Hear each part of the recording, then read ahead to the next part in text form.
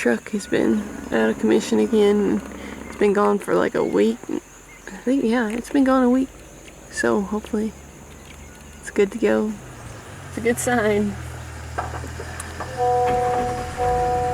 We'll follow him in.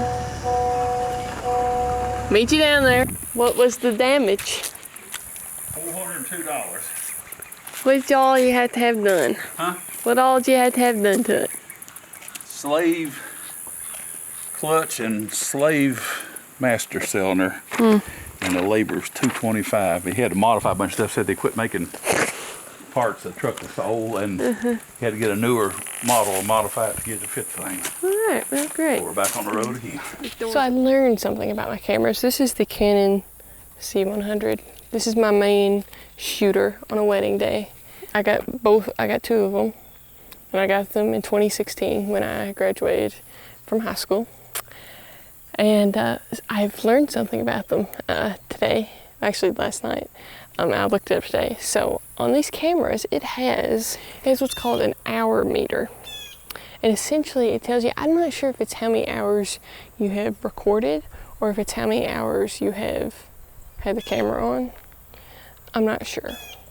But anyway, I was looking at used ones online just because I didn't even know that they still sold used ones. I mean, I guess I should know, but one of the things that they had listed was how many hours the camera had, kind of like a tractor. And so I was like, dang, that's cool. So I had to go look it up on mine. So this is the one that I use the most. And out of the two, they're the same. It's the original C100, no autofocus. And I have 713 hours on this camera, which I think is so cool. I didn't even know that was a thing. And so I looked on my other one too, and it was right at 600 hours. So I just think it's so interesting. So that feels like a lot of hours. And whenever I got these cameras back in 2016, I had just graduated from high school. Then in college, I was kind of doing it like part-time.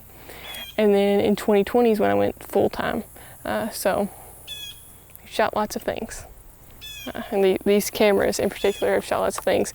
They've been amazing. I honestly, I wanted to check it after they had been through the rain on Saturday.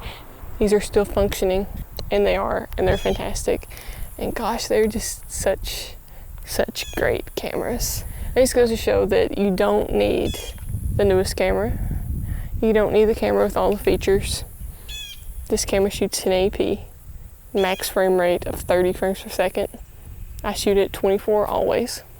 They're still amazing. These are still amazing cameras. On the site I was looking at, they had some that were 0 to 100 hours. There was one. And then they had them different ranges. And then the max that they had, it was 1,100 hours plus. So these have still got some life in them. I feel like I know what I'm going to upgrade to whenever I do get upgrade, but I'm waiting on Mac. I'm waiting on Apple to release a 27-inch iMac. And if they don't, then once we hit 10 years on these, they're going to be retired unless something happens before then. But I think in the next year or two, I'm hoping that Apple will release a 27-inch iMac. Or if not, no, I want them to release a 27-inch iMac. Or a 32-inch iMac, either one. So the computer is the holdup on the upgrade, because I want the bestest, newest, most amazing computer.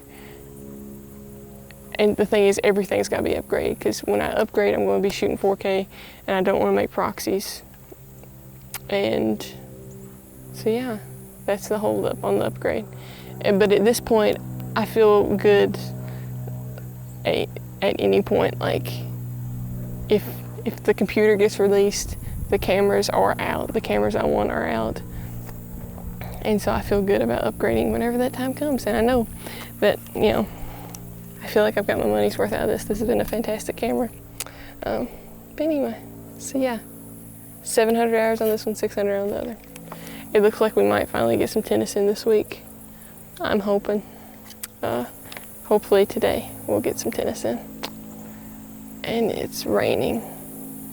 I better go in before we get more rain on everything. Just got this tripod I'm using right now. I just got it out of my car. It has telescoping legs. I opened the telescope on the legs and it was wet on the inside from Saturday. I started making videos. I never would have thought this would be who I was filming.